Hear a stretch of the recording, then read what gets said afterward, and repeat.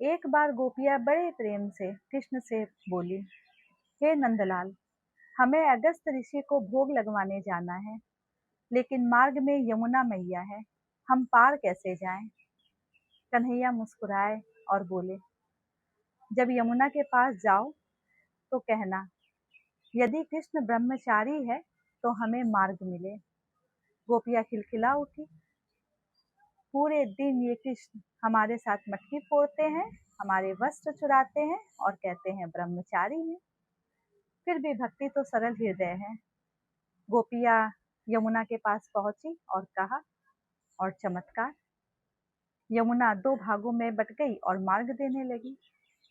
गोपियाँ विस्मित, ये कैसे? हमारा कृष्ण ब्रह्मचारी? अगस्त ऋषि को भोग लगवाकर वो वापस लौटने लगी।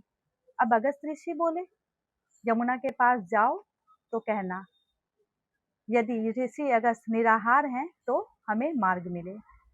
गोपियाँ फिर हैरान, अभी तो इतना सारा भोजन किया, अब कहते हैं निराहार। पहुंची और जैसे ही कहा, यमुना ने मार्ग दिया। अब गोपियों के मन में प्रश्नों के जाल। वे दौड़ी कृष्ण के पास, हे प्रभु, ये कैसा रहस्य है?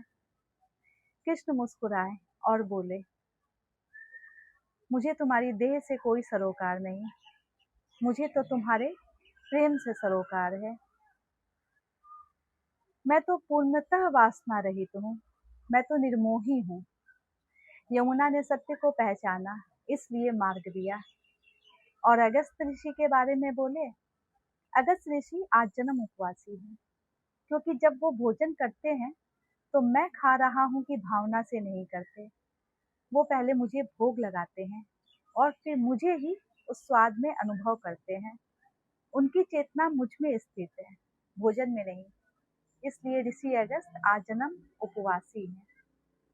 ये सुनकर गोपियों के आंखों में आंसू आ गए, क्योंकि ये दोनों स्थितियां ही मन की निर्मलता की थी। जो कृष्ण में स्थित है वही ब्रह्मचारी है और वही उपवासी भी। जय श्री राधे राधे।